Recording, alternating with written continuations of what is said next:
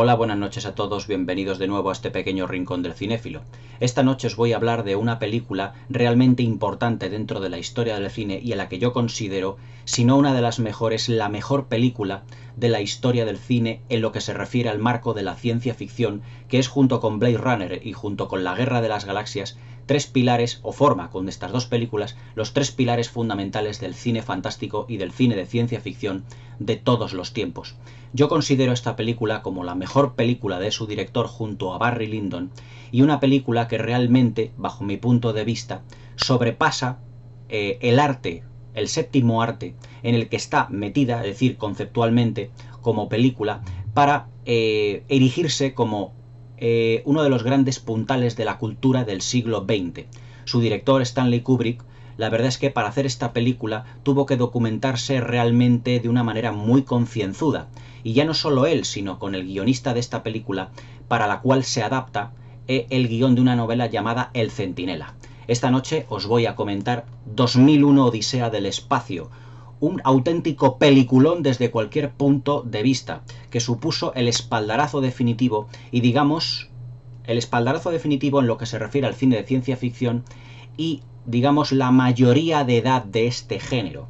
Se puede decir que dentro del género de ciencia ficción, al igual que os he dicho anteriormente con La Guerra de las Galaxias en 1977 y con Blade Runner en 1982, hay un antes y un después dentro del género fantástico respecto de estas tres películas y sobre todo a 2001 Odisea del Espacio, ya que para mí supuso, digamos, ya no solo la mayoría de edad en lo que se refiere a la concepción narrativa, al guión, al argumento, a la interpretación, a los efectos especiales, a la utilización de la banda sonora, sino también, evidentemente, a todo lo que a concepción narrativa dentro del género de ciencia ficción.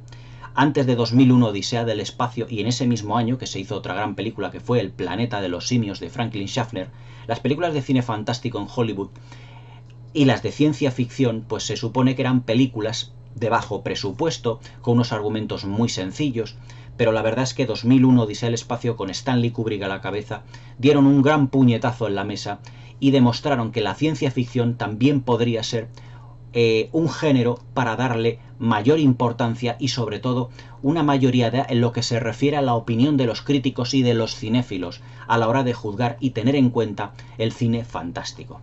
2001 Odisea del Espacio para mí también supone una de las 4 o 5 mejores películas de la historia del cine, junto con Lo que el viento se llevó, de Victor Fleming, Ben-Hur, de 1959, de William Wyler, Ciudadano Kane, de Orson Welles, y Lawrence de Arabia, de David Lean. Apuntad la quinta, 2001 Odisea del Espacio, de Stanley Kubrick.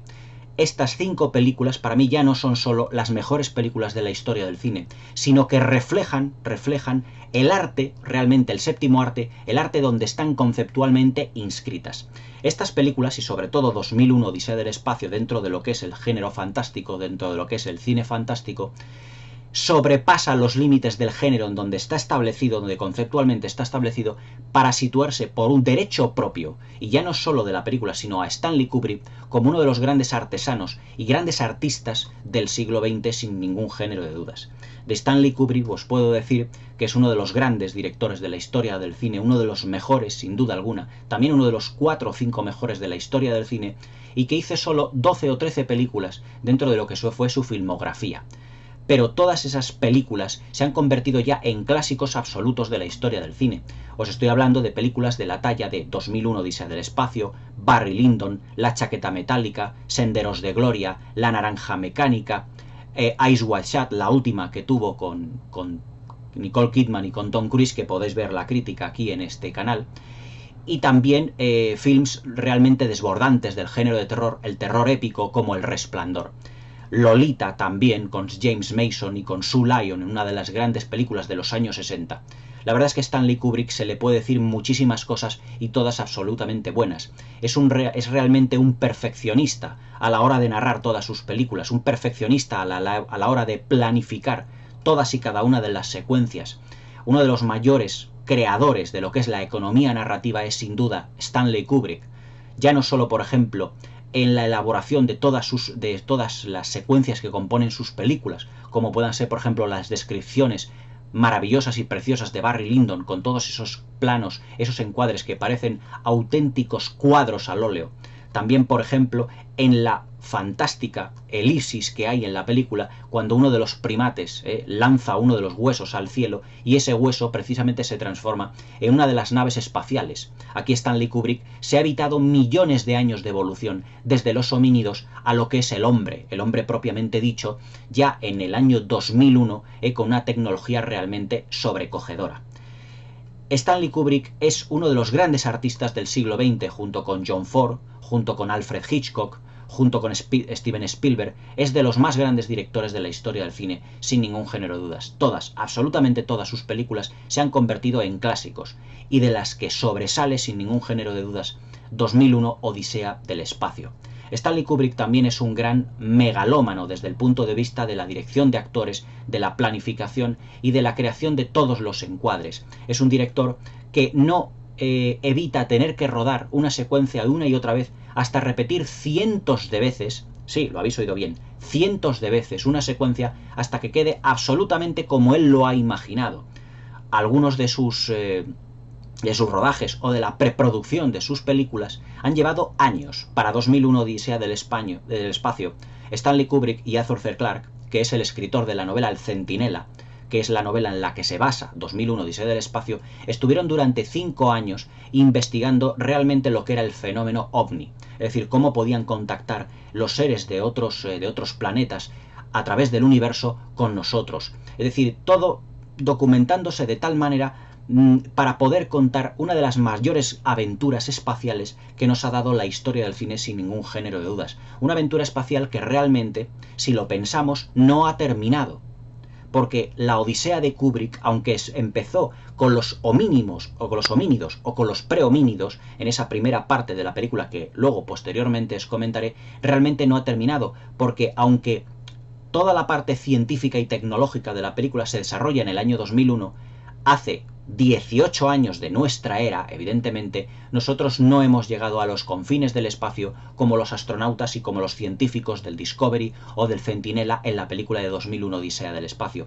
Por lo tanto, la película 2001 es un gran recorrido por toda la historia de la humanidad, por la evolución que ha tenido desde los homínidos hasta un ser superior en inteligencia, y de la importancia que para Arthur C. Clarke y para Stanley Kubrick tuvieron los extraterrestres, o que tienen realmente los extraterrestres dentro de lo que es nuestra vida, la creación de nuestro universo, la concepción de nuestra tecnología. Todo ello llevado a una película de 2 horas y cuarto realmente absolutamente magníficas. El argumento de 2001 se basa, además, como os he dicho, en la novela de Arthur C. Clarke, El Centinela. Y a grandes rasgos se puede decir que lo que es la novela describe cómo el Centinela, una nave que está alrededor precisamente de la Tierra, recibe una señal de Júpiter de origen desconocido, es decir, que pueden ser extraterrestres o no extraterrestres, y que nos describe todo lo que es el proceso hasta llegar a Júpiter y la importancia de una especie de monolito que ha tenido el desarrollo y en la evolución del hombre. La película 2001, Odisea del espacio, se basa o está estructurada, extraordinariamente estructurada, en 3 grandes etapas, en 3 grandes hechos, por así decirlo, que todos ellos tienen como elemento de concatenación, es decir, como columna vertebral narrativa, lo que es ese famoso monolito que nosotros hemos visto tantas veces en la película. Yo la película, la primera vez que vi 2001, Odisea del espacio, cuando era niño, porque antes en televisión española nos ponían muchísimas películas de toda clase de géneros y las comentaban. Cuando yo vi por primera vez de niño 2001, Odisea del espacio, lo que yo vi fue una película que me aburrió solemnemente. Pero claro, evidentemente 2001, Odisea del espacio no es como la Guerra de las Galaxias, como el Imperio contraataca, como Ultimátum a la Tierra o como la Guerra de los Mundos. Es una aventura espacial, pero es una aventura espacial psicológica y científica que cuando yo tenía 8 o 9 años evidentemente estaba fuera del alcance de mi entendimiento. Pero otras veces que las he visto a partir de los 8 años, que fueron las veces que yo he visto 2001, Odisea del espacio, a los 8, a los 14, a los 20, a los 25, a los 30 y tantos, es una película que tiene tal riqueza narrativa y tal complejidad que siempre le vas descubriendo algo nuevo, matices nuevos narrativos que lo que hace es enriquecer completamente todo lo que es la narración de esta película. absolutamente memorable, genial e inconmensurable, además del espectáculo cinematográfico, que es la parte técnica que luego os hablaré de una manera completamente amplia, sobre todo por esa utilización de un formato que hoy en día ya cayó en desuso y que no se utiliza, que es el formato Cinerama. Como os he dicho, argumentalmente la película está estructurada en 3 grandes bloques que tienen, como siempre, como elemento común el monolito. Y yo cuando era pequeño me decía, bueno, ¿y ese monolito, ese trozo como de piedra o de metal que está ahí de forma rectangular, con una forma cúbica extraña, qué es lo que significa? ¿Qué es lo que simboliza? Y cuando yo he ido viendo la película más veces, me daba cuenta que el monolito no estaba ahí porque sí, evidentemente, sino que ese monolito lo podemos interpretar de muchas características. Ese monolito puede ser realmente o un elemento puesto ahí por los extraterrestres, por los alienígenas, para influir en la voluntad del hombre, desde que es el homínido hasta que llega a ser el superhombre en la tercera parte de la película, o son realmente esos monolitos, realmente los auténticos extraterrestres, es decir, aquellos que nos están a nosotros influenciando. Los extraterrestres no tienen por qué ser necesariamente seres biológicos y orgánicos como nosotros, pueden ser seres de otro tipo de características perfectamente, pero es ahí también la riqueza en lo que es el elemento, la columna vertebral narrativa de esta película, la riqueza de que ese monolito puede ser o puesto ahí por los extraterrestres o pueden ser el mismo extraterrestre. ¿Cuál es la influencia que tiene ese monolito en la raza humana? ¿Qué es lo que le transmite que cuando los seres tocan ese monolito, ya sea el homínido, ya sea Gary Lovegood, es decir, el científico astronauta en la Luna, o sea el personaje interpretado por Keir Dullea, que es Dave Bowman, al final de la película en esa magnífica estancia neoclásica, qué es lo que les produce a todos ellos, cuáles son los cambios que hay en el ser humano para transformarse en un ser prácticamente superior? Y voy más allá todavía. ¿Cuál es la influencia que tiene ese monolito, sea extraterrestre o no? ¿Cuál es la influencia en la historia de la humanidad? Porque desde un primer momento ese monolito está influenciando a los homínidos. ¿Qué hubiera sido de la raza humana? ¿Qué hubiera sido de la inteligencia de esos homínidos si el monolito no hubiera estado presente? Es como si ese monolito hubiera estado también colocado en la Luna en la segunda parte de la película, esperando a que el hombre precisamente evolucionara de tal manera que pudiera llegar a descubrirlo en la Luna. Pero para descubrirlo en la Luna tiene que evolucionar científica y tecnológicamente a un ritmo muy grande y además alcanzar unas cotas de sabiduría científica y tecnológica realmente inconmensurables. Y voy más allá todavía, porque la película de Kubrick lo merece. ¿Cuál tiene que ser el nivel tecnológico y científico del hombre para viajar incluso a Júpiter, de donde proviene precisamente la señal, viajar a Júpiter y darse cuenta de que ese monolito le hará todavía evolucionar, si cabe, mucho más al hombre? Es decir, la importancia que tiene el monolito y además la importancia que le dieron Stanley Kubrick y hace clara que el monolito es capital desde un punto de vista incluso filosófico. Porque tal y como os estoy narrando, ese monolito en 2001 de el Odisea del Espacio es el catalizador de la inteligencia del hombre. Hasta qué punto el hombre se deja influenciar por ese monolito para llegar a un estadio de inteligencia todavía superior y seguir escalando puestos en lo que es la ciencia, la tecnología de nuestra aventura. Evidentemente, dentro de lo que es la historia de la humanidad, y ya bajando un poco con los pies al suelo, hemos sido, para los que hayan tenido la suerte, hemos sido testigos, muchos, miles de personas a lo largo de la historia de la humanidad, de la presencia de ovnis, de la presencia de extraterrestres, y eso es precisamente lo que Stanley Kubrick quería estudiar en su película, la presencia de extraterrestres dentro de nuestra sociedad y cómo nos están influenciando. Es decir, quiso Stanley Kubrick, al igual, por ejemplo, que en Eyes Wide Shut, denunciar, entre comillas, una situación que nosotros ya el hombre estábamos viviendo. Es decir, están ya los extraterrestres entre nosotros, ya no en forma de monolito, quién sabe, en forma también de a lo mejor origen extraterrestre, de modo orgánico, y cómo nos están influenciando para que lleguemos a unos estadios de inteligencia determinados. Cómo el hombre está consiguiendo en el último siglo XX un nivel tecnológico y científico muy superior a todo el nivel tecnológico y científico de todos los siglos anteriores. La historia de la humanidad dentro de lo que es el siglo XX y la pequeña parte del siglo XXI que llevamos, ha sido realmente un cambio brutal. De cómo estábamos en 1900 a cómo estamos en el siglo XXI, en el año 2000, todo ello ha sido una evolución tan sumamente grande, que podemos estar influenciados hasta cierto punto por extraterrestres dentro de lo que es nuestro mundo. Podemos estar influenciados para superar y llegar a niveles tecnológicos. La verdad es que no sé si esto realmente lo sabremos en algún momento de nuestra existencia.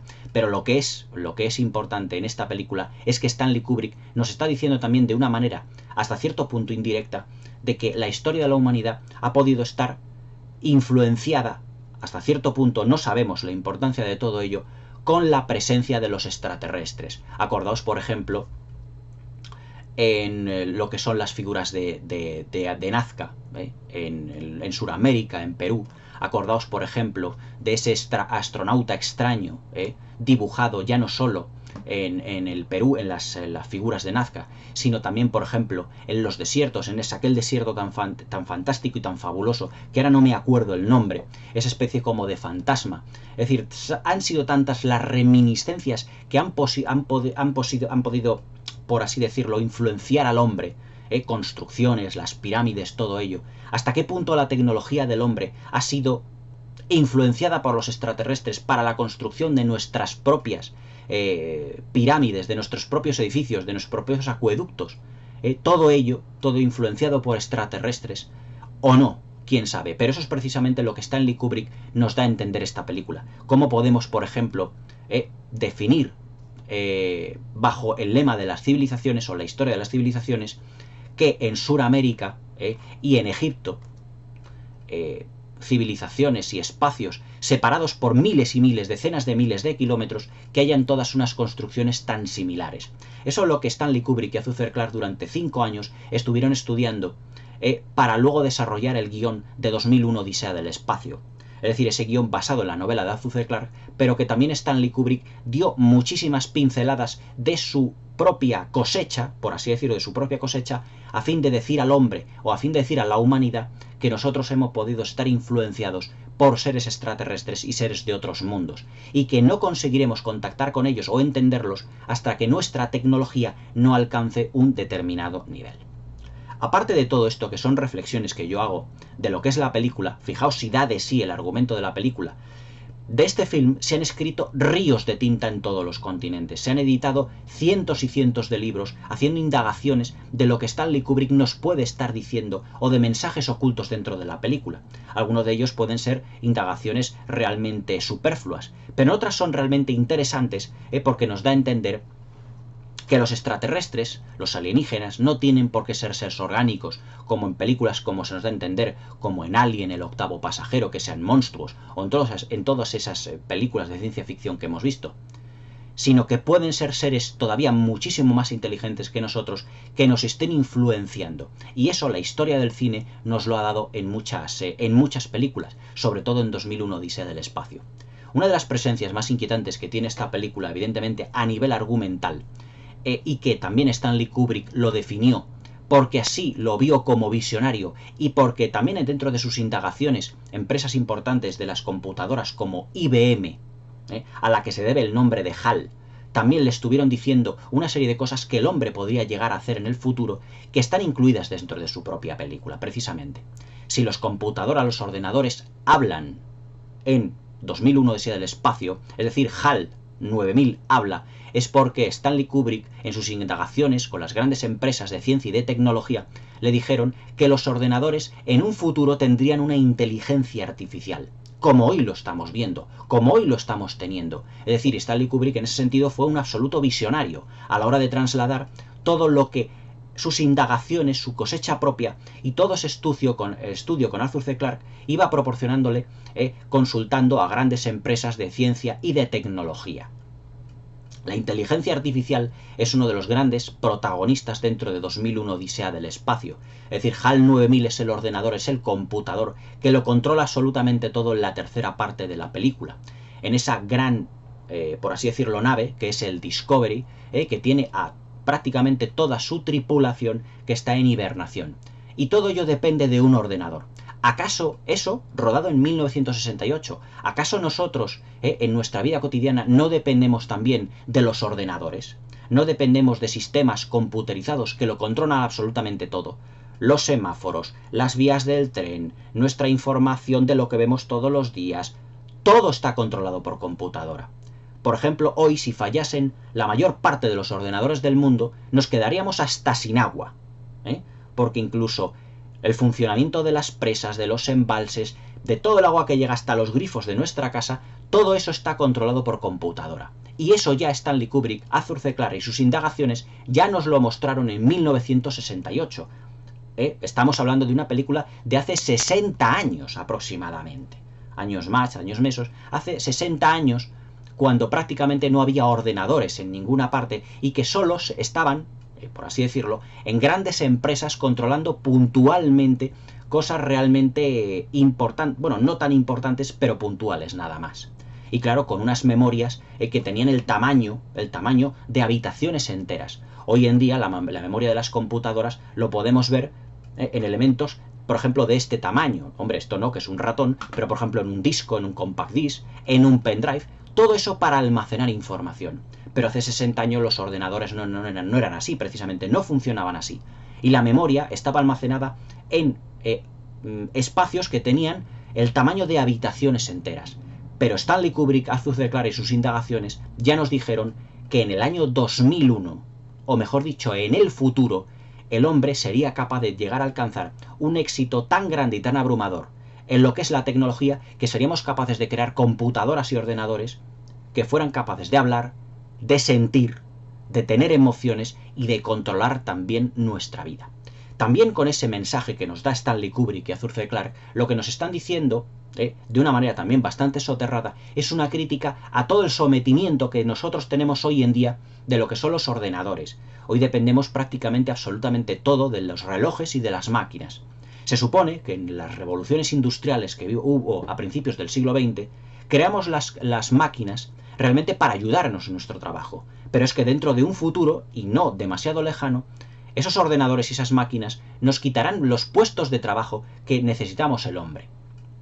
Nos están sustituyendo, y todo eso es lo que realmente también Stanley Kubrick quiso denunciar de una manera también de un perfil más soterrado. Es decir, que esos ordenadores serían capaces, como HAL 9000, de matar incluso a las personas, porque es HAL 9000, debido a su inteligencia y de su miedo a ser desconectado, al que mata a toda la tripulación del Discovery, exceptuando a 2 personas, aunque Kirk Dooley y su compañero, uno de ellos, o sea, su compañero fallecerá debido a los errores de HAL 9000, y será Kirk Dooley el que desconecte definitivamente al ordenador después de no pocos hechos que tienen el espacio exterior precisamente provocados por HAL 9000.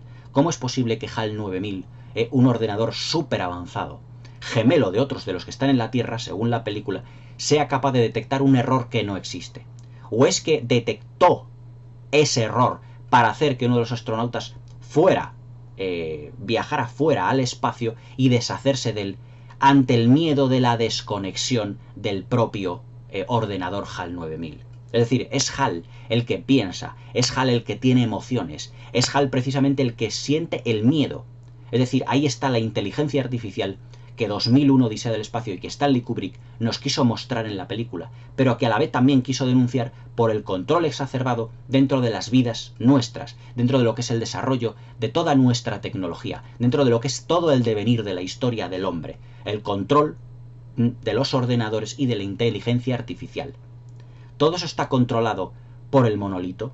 ¿Todo eso está provocado por los extraterrestres? Yo no lo creo, sino que el hombre, precisamente, dentro de su afán y de esos estratos y esos niveles de tecnología, creó un ordenador, creó algo que sirve como metáfora de nuestra propia historia, como metáfora de lo que hoy en día vivimos, controlado por los ordenadores, las máquinas, los teléfonos móviles, por internet, todo ello en una computadora. Todas las computadoras y todo nuestro gigantesco sistema informático es un gigantesco HAL 9000, lo que llaman la nube. Es un gigantesco HAL 9000 que controla nuestras emociones, que controla nuestros sentimientos. No somos capaces de meternos en internet, clicar, por ejemplo, en un vídeo como este, y que después volver a entrar nuevamente en YouTube aparezcan vídeos, por ejemplo, del mismo youtuber o de otros vídeos parecidos de similar circunstancia y temática a este vídeo de aquí o a otros de mi canal o de cualquier otro canal, todo eso se hace porque hay inteligencia artificial, porque hay una máquina que lo está programando de tal manera. Por lo tanto, Stanley Kubrick quiso, con el ordenador HAL 9000, hacer una gigantesca metáfora de todo lo que es nuestra vivencia, de todo lo que es nuestro devenir. Aparte de todo ello, yo interpreto, o yo tengo mis interpretaciones de 2001 Odisea del Espacio personales propias a la que os voy a poner, a los que voy a describir una precisamente ahora. Yo lo que creo que 2001 Odisea del Espacio, independientemente de que guste o no guste a la gente, es una película que, además de estar estructurada en 3 grandes ámbitos, nos dice que evidentemente el monolito tiene una importancia capital a la hora de monopolizar la inteligencia del ser humano. Es precisamente el homínido en la primera parte de la película, cuando vemos a un grupo de simios, digamos que están como agazapados, como teniendo como miedo, ante una serie de diversas criaturas que hay, como por ejemplo leones, o sea, panteras. Es decir, tienen miedo, digamos, a cazar, tienen miedo a comer, tienen miedo a seguir evolucionando. Pero entonces es cuando aparece la figura realmente del monolito. Esa figura que es la que va a cambiar, la que va a hacer evolucionar al hombre. ¿Por qué? Porque cuando el mono aparece, el homínido, aparece frente al monolito y el mono toca precisamente al monolito, hay un plano magnífico donde hay una luz del sol que amanece precisamente por encima del monolito. Es como, o esa luz está simbolizando un nuevo amanecer del hombre. Como que la inteligencia de lo que es el monolito, la inteligencia de lo que es el mono, del homínido, haya cambiado, evolucionado. Es más, ese mismo mono, ese mismo homínido, lo que cogerá precisamente será un hueso de uno de los animales muertos que hay allí, y creará, por así decirlo, lo que es una estructura dentro de lo que es una familia de homínidos. Ese homínido, ese mono con ese hueso, ya no habrá nadie que sea capaz de decirle lo que tiene que hacer, porque en cuanto alguien se acerca, él le atizará con el hueso e incluso podrá llegar a matarlo.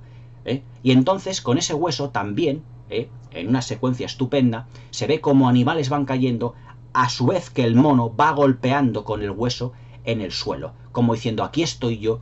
Y la influencia del monolito ha sido que el mono ha evolucionado en inteligencia y por lo tanto ya es capaz, el homínido, el mono, de estructurarse, de tener capas en la sociedad. Él es el líder, él es el que matará, él es el que cazará y el que por lo tanto podrá alimentarse y su inteligencia irá prácticamente evolucionando.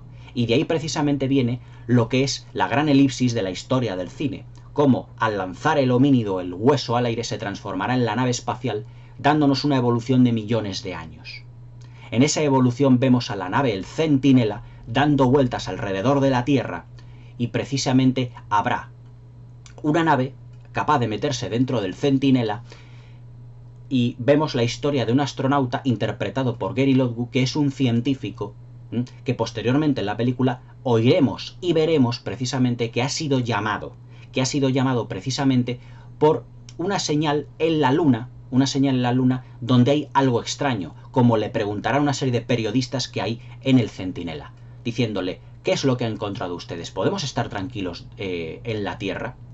Pero este científico, Gary Lockwood, pues evidentemente no puede dar ninguna explicación. Y además hay un dato muy revelador dentro de lo que es esa secuencia. Hay una secuencia dentro de lo que es esta gran secuencia, que es que se pone en contacto con su hija, a través de una especie como de Skype. O sea, fijaos lo que ya Stanley Kubrick y Arthur Clarke y sus indagaciones llegaron a ver. Es decir, ¿seremos capaces de vernos a través de llamadas telefónicas, a través de un monitor? Es prácticamente como si fuera un Skype. Y fijaos lo que le dice a la niña. Le dice, ¿qué es lo que quieres para tu cumpleaños, hija? Y le dice, ¿no querrás otro teléfono? O sea, como si fuese Stanley Kubrick un visionario y ya los niños tuviesen un teléfono particular, que es lo que hoy en día llevan los niños, 60 años después de 2001 Odisea del Espacio, teléfonos móviles, precisamente. O sea, fijaos la magnificencia de la calidad interpretativa en lo que se refiere a visionario que tenía Stanley Kubrick, después de todas sus indagaciones, después de años realizándolo. Y es cuando aquí tenemos una de las grandes secuencias de la historia del cine. Porque la navecita pequeña que se entrará en el Centinela, oiremos precisamente el compás o los compases de uno de los más maravillosos temas de la música clásica, que es el Danubio Azul. Y es que Stanley Kubrick planifica esta secuencia como si fuera un gran ballet. ¿Acaso entre la Tierra, el Centinela y la nave donde va Gary Lockwood no están interpretando un gigantesco ballet? Rotando 360 grados en dirección a la Tierra, en dirección al Centinela, entrando precisamente en lo que es la base dentro de lo que es esta gigantesca nave que es el Centinela, la base circular, esta gigantesca nave circular, que además todavía está en construcción, que la vemos que está en construcción. Todo ello con una utilización musical de primera categoría, no por la calidad de lo que es el Danubio Azul en sí, o sea, el tema de la música clásica, sino lo que es la planificación al ritmo de la música clásica. No habíamos visto hasta 1968 y no veremos jamás una secuencia tan sumamente bella y hermosa como es el Centinela alrededor de la Tierra y la nave que quiere penetrar dentro del Centinela al ritmo de el Danubio Azul. Realmente una auténtica maravilla de planificación que seguramente dejaría a todos en su momento en el cine totalmente estupefactos. Todo lo que es la suavidad de lo que es el movimiento de las naves, todo realizado con una serie de maquetas, de transparencias y de miniaturas conseguidas con una perfección inusitada. Ni siquiera George Lucas 10 años después, en la Guerra de las Galaxias, consiguió tal perfección a la hora de llevar los efectos especiales. Estamos hablando de una película de 1968. Y hoy en día, como la tengo yo aquí en formato Blu-ray, todavía hay secuencias realmente maravillosas que puedes decir qué perfección y qué limpieza en la imagen y qué suavidad en lo que son los efectos especiales que tenían que haber sido en el 68, que realmente lo fueron, pioneros en la utilización de maquetas, que luego, en lo que se refiere a velocidad y espectacularidad, George Lucas las perfeccionó. Pero hay determinados temas, determinados detalles en esas maquetas, que ahora os comentaré, en las que George Lucas no fue capaz, pero sí que fue capaz de realizarlo en el 97 cuando lanzó la edición especial de su trilogía de las galaxias. Entonces, en el 97, pudo alcanzar la perfección de Stanley Kubrick en las maquetas de 2001 Odisea del Espacio. En esa gran secuencia vemos uno de los mayores despliegues técnicos y artísticos que ha dado la historia del cine sin ningún género de dudas. Todo lo que son las maquetas, las transparencias, las miniaturas, la suavidad con que van moviéndose dentro de los planos. Parece que no hay diferencia de definición, incluso en la versión de Blu-ray que yo tengo, entre lo que es el fondo, entre lo que es los interiores de las naves, lo que se ven los movimientos de los personajes y de los actores dentro de las naves. Todo realizado con una inusitada perfección, y estamos hablando del año 1968. Todos los efectos especiales evidentemente ganaron un Oscar, que es el único Oscar que tiene Stanley Kubrick realmente en su vitrina, que realmente tenía. Yo no sé ahora quién tiene el Oscar, seguramente lo tendrán su viuda o sus hijos, sus hijas. El Oscar a los mejores efectos especiales de 2001 Odisea del Espacio. Yo creo que es uno de los mejores Oscar, mejor dicho, uno de los Oscars más merecidos de la historia del cine. Pero realmente esta secuencia tan maravillosa luego tiene un desenlace, y es que el personaje científico interpretado por Gary Lockwood se trasladará precisamente a la Luna para ver qué es lo que tenemos allí. ¿Cuál es esa señal que han recibido de la Luna? ¿Qué es lo que han descubierto en esas excavaciones en la Luna? Y es cuando tenemos otra de las mayores o mejores secuencias, a mi modo de ver, planificadas, que es cuando Gary Lockwood, precisamente, ya en la Luna, vemos cómo se va desplazando en una nave espacial a toda velocidad y parece que nos estamos metiendo dentro de una película de suspense, de terror, y ya no solo de ciencia ficción. La planificación de Kubrick en esta secuencia es realmente capital, en lo que es la iluminación de lo que son los escenarios de la Luna, los juegos de sombras, y sobre todo el uso de la música un poco atmosférica, realmente muy etérea, muy atmosférica, llegando precisamente ese pequeño módulo lunar a la excavación donde se ha descubierto precisamente otro monolito.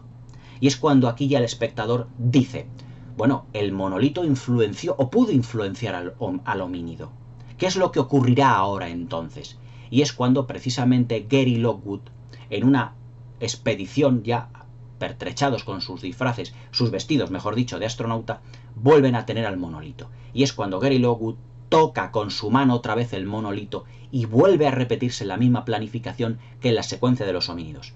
Vuelve a salir, en este caso, la luna o el sol a través del monolito, anunciando otro devenir del hombre. Es decir, otro escalón, digamos, en inteligencia para el hombre. Entonces ese escalón de inteligencia se traduce de que el hombre, tiempo después, viajará o intentará viajar hacia Júpiter en una nave espacial llamada Discovery, porque de nuevo ha recibido una señal precisamente de los confines de Júpiter. Y es en esta secuencia cuando realmente vemos a Bowman, a toda la tripulación del Discovery, controlada por el ordenador HAL 9000, que es el ordenador que es capaz de tener inteligencia artificial para controlar toda una expedición hacia los confines de Júpiter. Entonces, cuando el Discovery, y después de la traición de HAL 9000, no sabemos si influenciada o no por el monolito, llegan a una parte del espacio al lado de Júpiter donde hay otro monolito moviéndose. Entonces, ese monolito representa o simboliza otro escalón evolutivo para el hombre.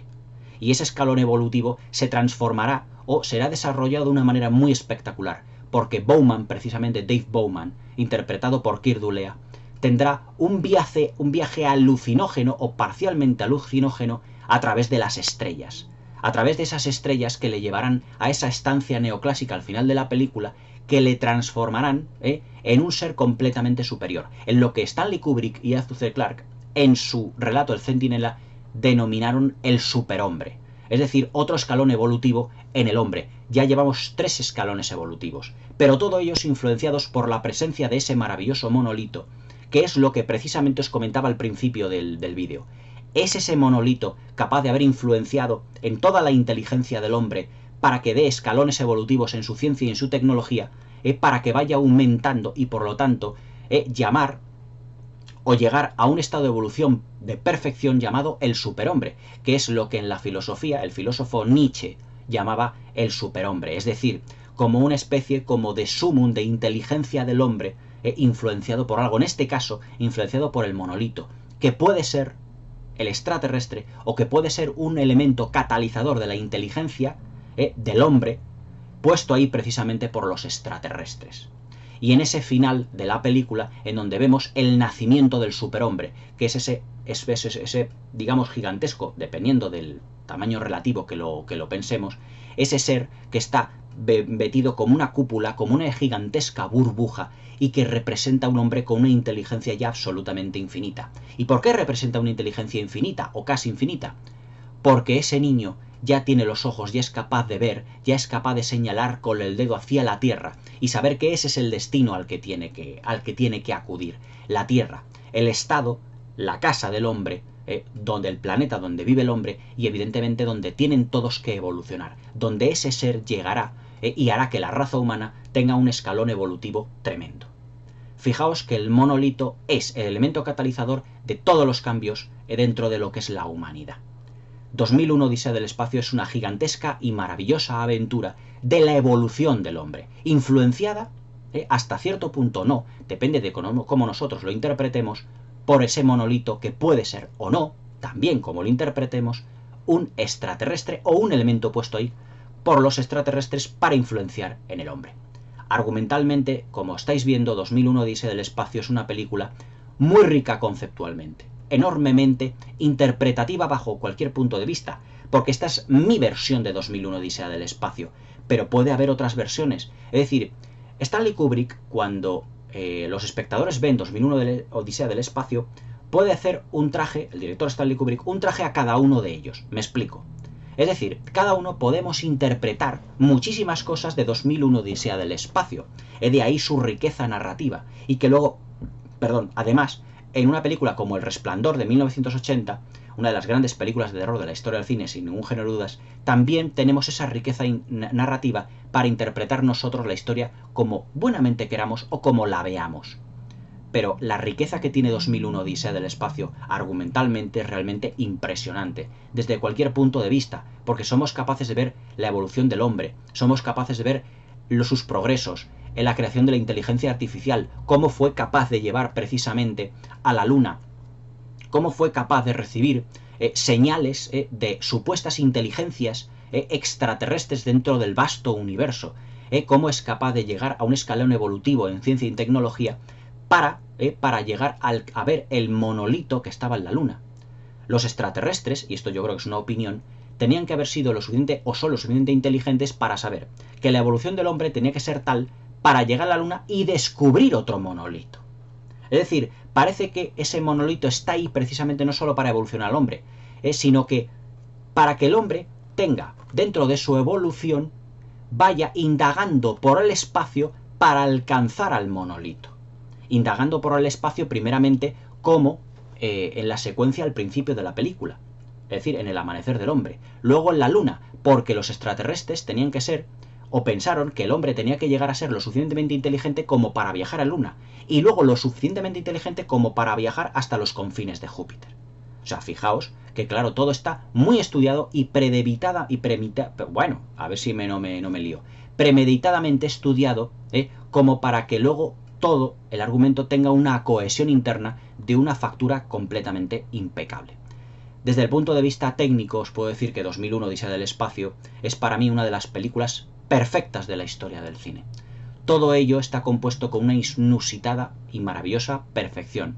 Stanley Kubrick, que fue además el creador de estos efectos especiales, o por lo menos el precursor de todo ello, construyó, por ejemplo, para lo que es el Discovery, una especie como de gigantesca centrifugadora, como de unos 12 metros de diámetro, donde precisamente los actores iban a estar dando vueltas constantemente para filmar la secuencia de Dave Bowman, de HAL 9000 y de su compañero, pero filmado de tal manera en el que la centrifugadora iba dando vueltas para que los actores, evidentemente, pues no se cayeran, no había gravedad artificial. Pero si en las naves de 2001 de Odisea del Espacio hay gravedad artificial, totalmente lógico, es porque también Stanley Kubrick así lo quiso. ¿Acaso no tenían gravedad artificial las naves de la Guerra de las Galaxias? Fijaos precisamente en 2001 Odisea del Espacio. Los exteriores, precisamente de la primera película, de la primera parte de la película, mejor dicho, están rodados en Tanganica, en los desiertos de Tanganica, donde evidentemente los homínidos, los que hacen actores, son realmente actores completamente disfrazados. Pero fijaos que yo, por ejemplo, cuando lo vi de pequeño, creía que eran auténticos monos, pero claro, evidentemente tenía 8 años, 7 años, no estaba yo muy puesto en todas estas cosas, pero la perfección que en los movimientos de los actores para formar parte, o mejor dicho, que para que parecieran auténticos monos, es realmente encomiables. Es decir, el comportamiento que tienen, el movimiento, las maneras, que luego en 1968 en El planeta de los simios de Franklin Schaffner todo eso no se tuvo en cuenta. Pero que sí, la evolución fue capaz, mejor dicho. Muchos directores en su evolución del cine han sido capaces de hacer su homenaje a 2001 Odisea del Espacio. ¿Acaso los monos de la trilogía del planeta de los simios, la moderna, la actual, no se mueven y no se comportan en muchas maneras, en muchas ocasiones, como los simios, los primates, los prehomínidos de 2001 Odisea del Espacio? Totalmente igual. Se comportan totalmente igual. Y luego también el despliegue técnico y artístico dentro de lo que son la segunda y tercera parte de la película. Todo lo que es el viaje de Dave Bowman a través de ese viaje alucinógeno a través del espacio, con esas formas, con esos las luces, con esos colores, todos esos brillantes. Todo eso es realmente impresionante, viendo, por ejemplo, esa especie como de mares, de color rojizo, de color azulado verdoso, como esa especie de formas triangulares, octaédricas, van brillando a su alrededor.